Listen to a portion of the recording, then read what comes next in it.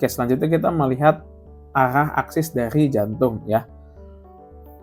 Nah, ada 4 jenis aksis, ada normoaksis, LAD, RAD, dan extreme axis deviation. Nah, gimana cara kita taunya?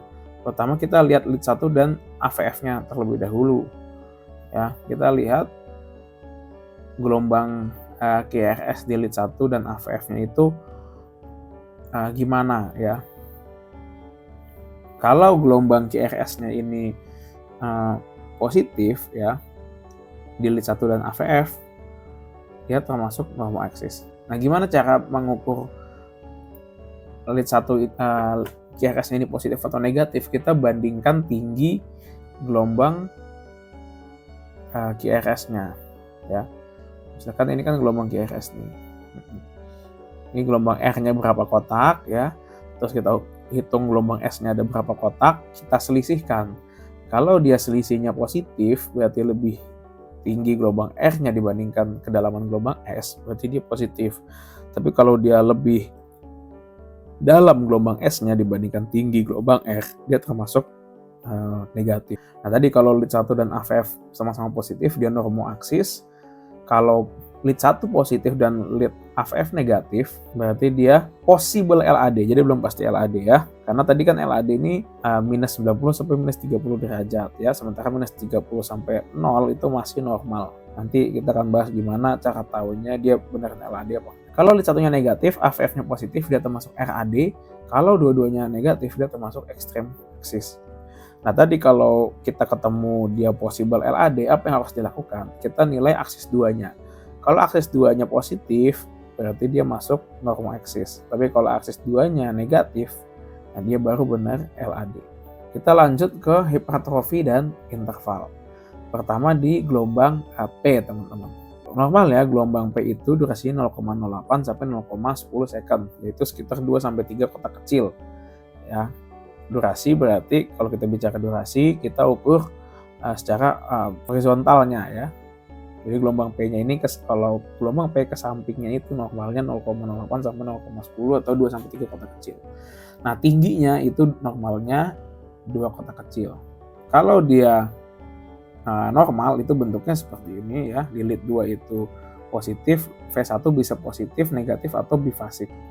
Kalau dia ada right atrial enlargement, kita bisa sebutnya P pulmonale, itu dia tinggi teman-teman gelombang P-nya, jadi amplitudenya di atas 2 kotak kecil. Tapi kalau dia left atrial enlargement, kita sebutnya sebagai P mitral, dia punya gambaran seperti ini ya, dia memanjang, durasinya memanjang dan terlihat ada 2 puncak. Di V1-nya itu bisa terlihat inversi ya, negatif ke bawah gini, atau dia bifasik tapi gelombang keduanya itu yang negatif itu jauh lebih besar daripada gelombang pertamanya. Nah, kita juga bisa menilai PR interval. Ini menggambarkan aliran listrik dari nodus SA ke nodus AV tadi ya. Seperti yang udah saya bahas tadi, PR interval ini menggambarkan pause ya, delay yang terjadi ketika aliran listrik dari nodus SA sampai ke nodus AV. Di situ ada delay terlebih dahulu. Kalau normalnya itu 3-5 kotak kecil, selebihnya dari itu kita sebutnya sebagai prolonged PR interval.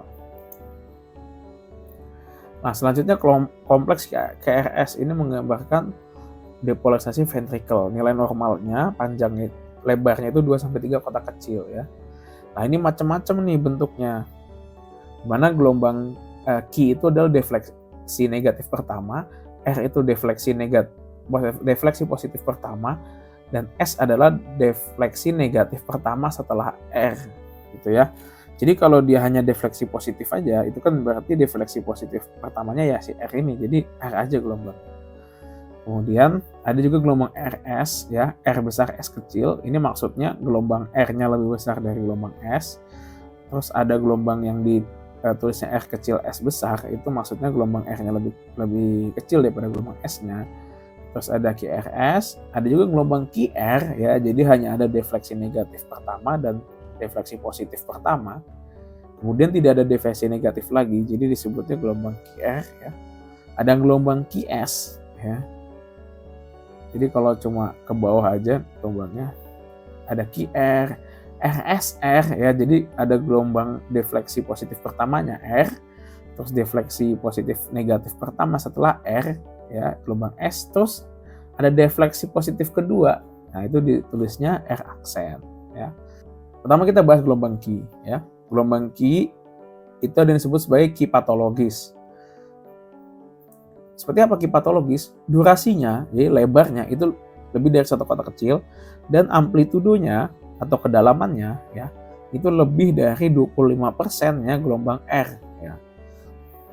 Nah, ini menggambarkan apa? Q patologis ini biasanya menggambarkan adanya old infarct. Jadi dulu pasien ini sepertinya sudah pernah kena infark. Dan kita bisa lihat juga adanya progresif QRS normal ya. Jadi normalnya kalau kita lihat lead prekordial V1 sampai V6 itu seperti ini teman-teman kalau dijajarkan. Jadi di V1 ini gelombang R-nya kecil dan gelombang S-nya besar ya dalam. Semakin lama semakin ke V6 itu gelombang R-nya semakin besar dan gelombang S-nya semakin dangkal. Seharusnya seperti itu. Nah, kalau polanya tidak sesuai seperti itu ya, misalkan V1 S-nya dalam, V2 dalam, V3 S-nya dalam, tiba-tiba V4 R-nya tinggi, V5 R-nya tinggi, V6 R-nya tinggi gitu. Nggak ada nih yang gelombang R dan S-nya hampir sama. Jadi terlalu ekstrem perubahannya. Ya itu bisa disebut poor QRS progression ya, jadi progresi QRS-nya jelek. Atau misalkan V1, V2 ini udah gelombang R-nya udah lebih besar dari gelombang S-nya. Nah, itu bisa disebut progressive QRS, bisa disebut poor QRS progression juga. Kemudian kita bisa melihat RVH dan SVH ya, right ventricle hypertrophy dan left ventricle hypertrophy ya. Nah, untuk RVH bagaimana kita mengukurnya? Nah, tadi mirip-mirip seperti tadi kita lihat progresi ya. Kita bandingkan tinggi R dibagi tinggi S itu harus lebih besar dari 1 di V1 ya, atau R dibagi S ya, tingginya R dibagi dengan dalamnya S di V5 atau V6 itu kurang dari 1. Kalau memenuhi ini, nah ini sudah termasuk RVH. Atau gelombang R di V1 itu lebih dari atau sama dengan 7 mm ya. Atau S persisten lebih dari 7 mm di V6, atau R persisten lebih dari 7 mm di V1. Nah, gambarannya itu seperti ini ya teman-teman kalau RVH. Nah, kita lihat nih, RVH itu cenderung gelombang R-nya itu besar ya di V1, dan di V6-nya itu malah R dan S-nya ini hampir sama gitu kedalamannya seperti ini. Lalu untuk LVH itu ada rumusnya ya. Sokolowlion, kita melihat S di V1 atau V2 ditambah R di V5 atau V6 itu lebih dari sama dengan 35 mm jumlahnya ya, total penjumlahannya.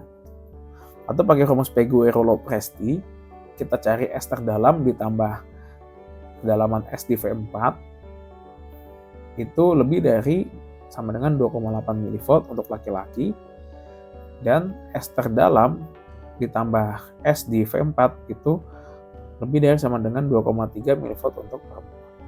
Di sini kita bisa lihat ya teman-teman, mungkin ada yang bisa menebak kalau yang kiri ini dia LVH atau RVH, yang kanan ini LVH atau RVH.